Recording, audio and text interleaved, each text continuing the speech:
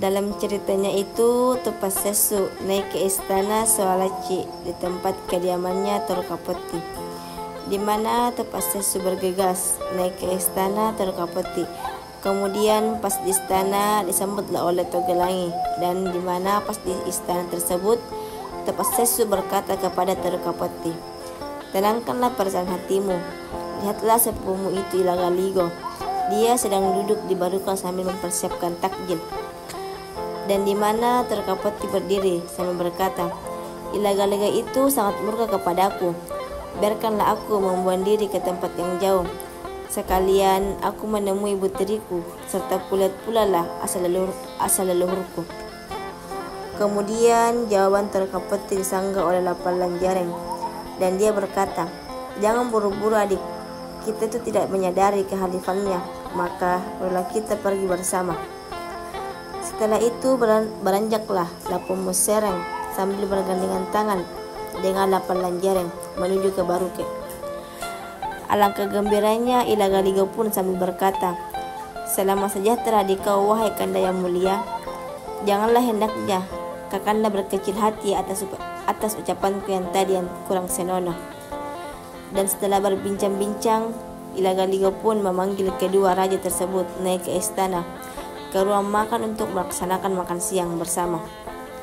Selama mereka menyantap makanan siangnya, adik dari Ilagaligo pamit untuk kembali ke kediamannya, dan di mana Ilagaligo mengiyakan permohonannya, dan di mana dia sudah tiba di kediamannya, Ilagaligo pun berkata kepada Raja Toruka dan Tupassesu, "Siapakah wanita itu?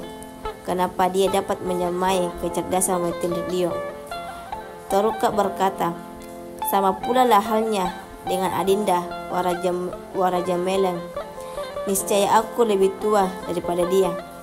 Akan tetapi dia itu lebih dewasa dalam pikirannya."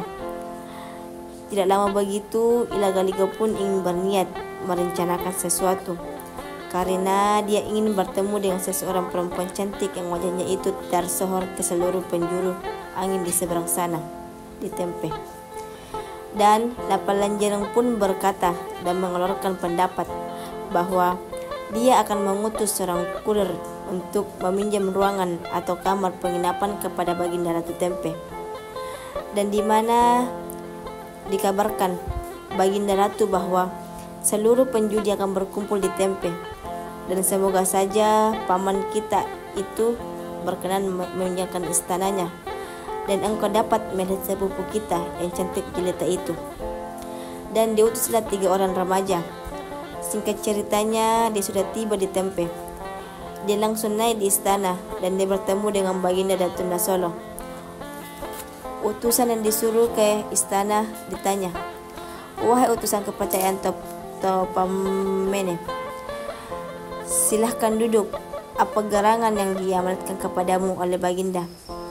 Utusan itu pun menjawab, "Hamba sengaja datang ke sini untuk menyampaikan pesan dari Yang Mulia. Beliau ingin meminjam istana, sebab besok lusa akan diadakan pertarungan oleh seorang penjudi di negeri tuanku Cina." Dan dia langsung dijawab sambil berkata, "Selamat sejahtera, besok pun dapat kupenuhi. Bukankah negeri Tempe ini sama saja dengan negerinya sendiri?" Sesudah itu, utusannya pun balik ke istana untuk memberitahu Puna Cina bahwa istana yang ingin dia pinjam diizinkan untuk ajang sabukan ayam. Setelah memberi tahu Puna Cina, Ilagaligo pun berkata ke Kanda Toruka bahwa kepada segenap sepupu kita agar mereka membawa ayam jago sebanyak 10 untuk setiap orang. Dan Toruka pun menyampaikan ke kurir. Lalu si kurir malam itu juga menyampaikan pesan ke negeri masing-masing di seluruh wilayah kerajaan Cina. Ketika telah tiba pada hari telah ditentukan, Puna Cina bergegas mengenakan pakaian kebesarannya. Dan sesudah itu berangkatlah Ilagaligo dengan menggunakan sirangan leko di bawah tundangan payung emas. Sang matahari sudah beranjak naik ketika rombongan arak-arakan Ilagaligo tiba di pusat kerajaan Tempe. Berdatanglah segenap pangeran dan penjudi-penjudi kawakan yang berpengalaman dalam sabukan ayam. dari berbagai penjuru negeri. Lalu berkatalah Datuk Cina, tidak kuperkenankan seorang dayang pun membuka jendela dan memandang keluar. Janganlah pula di antara para yang ditugaskan melayani tetamu. Singkat cerita, taruhan sabukan ayam pun selesai.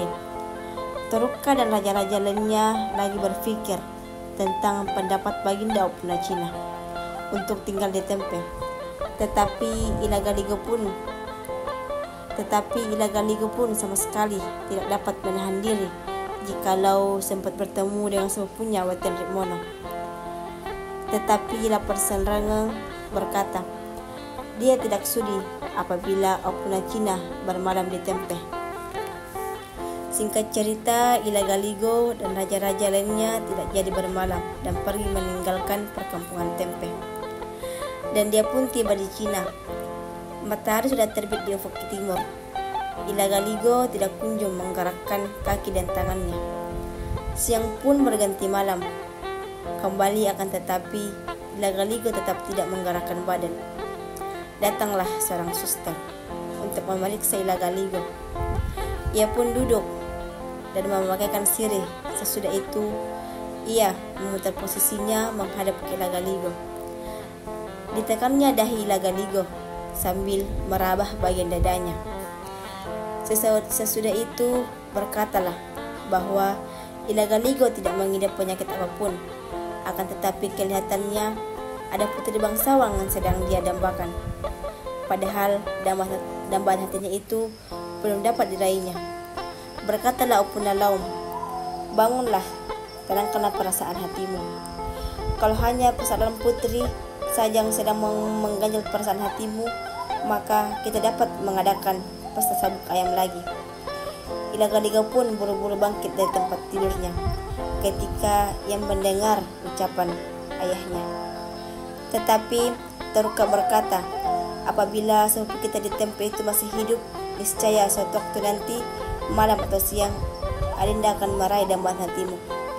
Ila Galigo pun lanjut berkata, saya sungguh mengharapkan yang demikian wahai Kanda Teruka. Semoga sepupu kita Waten Rigangkan berkenan memenuhi undangan kita. Opuna Cina menyetujui gagasan sepupunya. Maka Ila Galigo pun segera menghadap di depan ayahnya sambil berkata, Ananda mohon kiranya ayahanda sudi berkunjung ke Tempe untuk menyampaikan undangan kepada Waten Riono. Ananda mengharapkan ayahanda yang lakukan sendiri dan bukan Teruka atau Tepas Sesu yang kuperintahkan, karena ayahanda tentu tahu bahwa mereka tidak akan diperkenankan lagi menginjakkan kaki di istana. Berkatalah Iwa Chodai, rupanya Ila Galigo semakin lancang berbicara kepada ayahnya. Karena aku tidak sudi menyampaikan sendiri undangan di negeri orang, apalagi ayahmu seorang raja berdaulat, mengapa pula engkau menyuruhnya menyampaikan undangan? Opuna Wal tersenyum dan berkata, janganlah engkau membantah keinginan putramu, karena ialah anak kita satu-satunya. Jadi apa salahnya kalau kita penuhi keinginannya? Akan tetapi ayahnya berkata, kapan ayah kira-kira sebaiknya berkunjung ke Tempe? Ila Galigo pun berkata, besoklah ayah. Singkat ceritanya, ayahanda Ila Galigo sampai di Tempe.